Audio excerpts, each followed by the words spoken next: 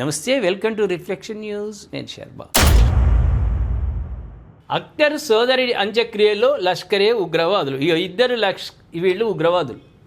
ప్రేక్షకులరా, మన దగ్గర చచ్చిపోయిన ఉగ్రవాదులకు, మన ఆర్మీ వాళ్ళు సరిహద్దుల్లో చంపిన ఉగ్రవాదులకు అక్కడ అంత్యక్రియలు జరిగితే అక్కడ పాల్గొనేది కుటుంబ సభ్యులు తక్కువ, ఉగ్రవాదులు ఎక్కువ. వాళ్ళు సానుభూతి, అక్కడ సంతాపం తెలియజేస్తారు. వీరోచితమైన పోరాటం చేసిరని ఆ దుర్మార్గులకు సంతాపం ప్రకటించి అంత్యక్రియలు చేస్తారు. దాంట్లో ఉగ్రవాదులు వస్తున్నారు. ఇది సహజం. ఇది జరుగుతున్నదే వ్యవహారం, కొత్తగా కాదు.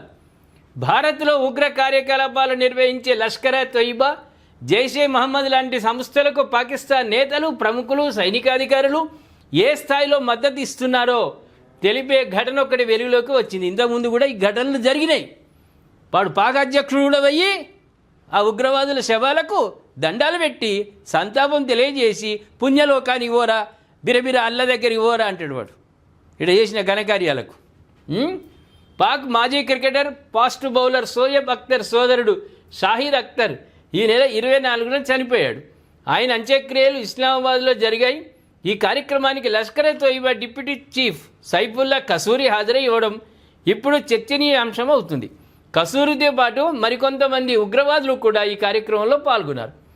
11వ సంవత్సరంలో 26వ తేదీన ముంబై దాడులతో పాటు పహల్గామ్ మారణకాండ వెనుక కూడా లష్కరే తోయిబా సూత్రధారి అన్న సంగతి తెలిసిందే. ఉగ్రవాద సంస్థలు నడిపించే వాళ్ళే బహిరంగంగా తిరుగుతున్నారు అంటే పాకిస్తాను ఏ స్థాయిలో ఉగ్రవాదులను పెంచి పోషిస్తున్నది.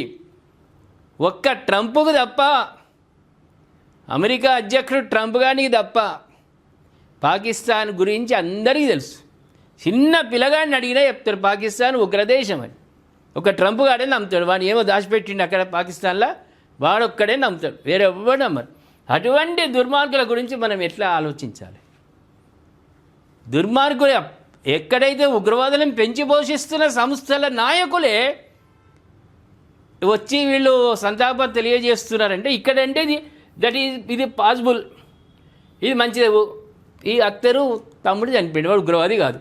కానీ ఇంతకుముందు జరిగినాయి స్టింగ్ ఆపరేషన్లో కూడా, సింధూర్లో కూడా మన ఉగ్రవాదులను చంపితే వాళ్ళకు సంతాపంగా ఉగ్రవాదులు నడిపించే వాళ్ళు అందరూ వచ్చారు అక్కడికి. సంతాపం బో ఏడ్చుడిగా, వీరుడు పోయిండని. వాడు వీరుడు ఎందుకు అవుతాడు రా? మా దేశాన్ని, మా ప్రజలను అల్లకల్లోలం చేయడానికి వచ్చినటువంటి రావాలనుకున్న దుర్మార్గులను చంపినాం రా మేము. వాడు వీరుడు ఎందుకు అయితే దానికి ఇక వీళ్ళు ఉగ్రవాద సంస్థలు నడిపించేటోళ్ళు ఓహో అనుకుంటూ ఏడుపులు ఆర్పులు.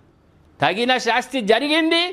భవిష్యత్తులో కూడా ఇటువంటి పనులు చేస్తామంటే ముందుకు వస్తే మాత్రం మొత్తం పాకిస్తాన్ క్లోజ్, మ్యాప్లో లేకుండా చేసేటువంటి శక్తి సామర్థ్యాలు మాకున్నాయి మా భారతదేశానికి.